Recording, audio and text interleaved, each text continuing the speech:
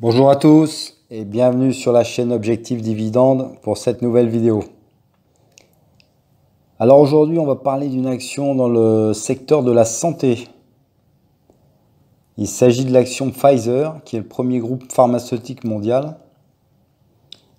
Je suis moi-même actionnaire depuis plusieurs années et ça me permet de collecter des dividendes tous les trimestres.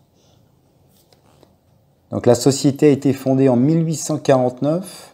Elle est actuellement présente dans plus de 150 pays et emploie plus de 88 000 personnes dans le monde entier pour une capitalisation boursière de 201 milliards de dollars. En termes de chiffre d'affaires, elle est la plus grande entreprise du secteur. C'est donc du solide, du costaud. Environ 46% de ses ventes proviennent des États-Unis, le reste étant réalisé sur les marchés internationaux. Pfizer possède un large portefeuille de médicaments. Je ne vais pas tous les citer, ça prendrait trop de temps. Mais les plus connus sont le Lipitor, qui est un anticholestérol, le Norvasc pour le traitement de l'hypertension et le fameux Viagra que l'on ne présente plus. Aux dernières nouvelles, la compagnie, via un partenariat avec le groupe allemand BioNTech, tente activement de développer un vaccin contre la pandémie du coronavirus. Et dans le futur, donc, je pense que Pfizer progressera principalement en tant qu'entreprise biopharmaceutique mondiale, axée sur les médicaments. Et avec plus de 4% de rendement actuellement, ça en fait donc une belle action à acheter et à conserver sur le long terme. Le secteur de la santé se prête clairement à un investissement long terme et les grandes entreprises comme Pfizer pourraient bien profiter de la situation actuelle. Leurs travaux sur le vaccin en sont la preuve et cela augure bien la capacité de l'entreprise à continuer d'accroître ses bénéfices et ses dividendes. Les investisseurs veulent un vaccin et ils le veulent rapidement.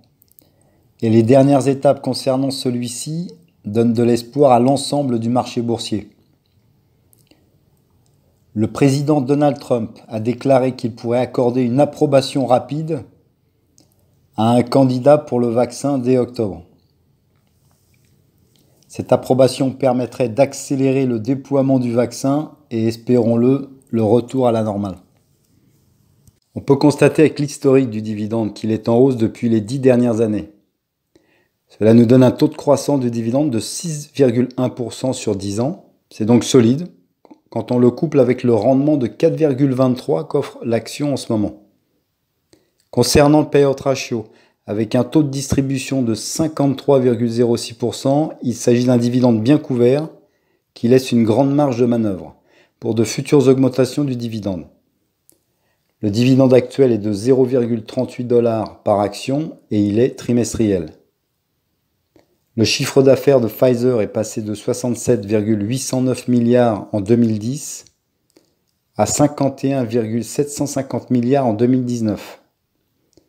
Personnellement, je n'aime jamais voir une diminution des recettes, mais on doit reconnaître que cette diminution est davantage due à diverses restructurations qu'à un quelconque problème lié au modèle économique de base de Pfizer.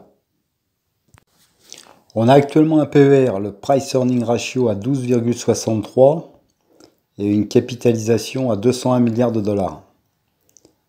En ce qui concerne le bilan, Pfizer maintient une position financière extrêmement solide. Le ratio dette à long terme sur fonds propres est de 0,57, tandis que le ratio de couverture des intérêts est d'environ 11. De plus, la société dispose de près de 10 milliards de dollars de liquidités. Certes, le bilan était meilleur il y a 5 ans, mais il est simplement passé d'un excellent bilan à un bilan un peu moins bon. La rentabilité entre-temps est spectaculaire. Au cours des 5 dernières années, l'entreprise a réalisé une marge nette annuelle moyenne de 15,82% et un rendement annuel des capitaux propres de 19,34%. Pfizer a tous les atouts pour faire de grands investissements à long terme. C'est une entreprise de classe mondiale qui est sur le point de se réorganiser pour devenir encore plus ciblée et plus rentable.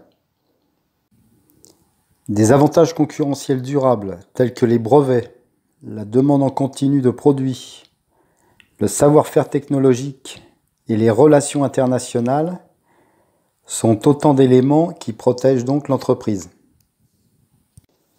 Comme on l'a vu précédemment, le PER à 12,63 est nettement inférieur à la moyenne du marché. Et bien que la nouvelle orientation vers les médicaments de marque soit intéressante, il y a encore beaucoup d'incertitudes quant aux retombées à venir. Mais je pense personnellement qu'il y a dans l'ensemble beaucoup de choses à apprécier dans cette action à dividendes croissants. Donc pour résumer, on peut confirmer que Pfizer est une entreprise pharmaceutique de haute qualité qui est sur le point d'évoluer vers quelque chose d'encore plus ciblé et rentable. Avec un rendement conséquent de 4,23%, une croissance solide des dividendes, un taux de distribution modéré et la possibilité que l'action soit sous-évaluée, cela me semble être une des meilleures opportunités à long terme sur le marché pour les investisseurs en quête de croissance des dividendes. Voilà, j'espère que cette vidéo vous a intéressé. Si vous avez aimé le contenu, n'hésitez pas à liker et à vous abonner à la chaîne. Et je vous dis à bientôt pour une nouvelle vidéo.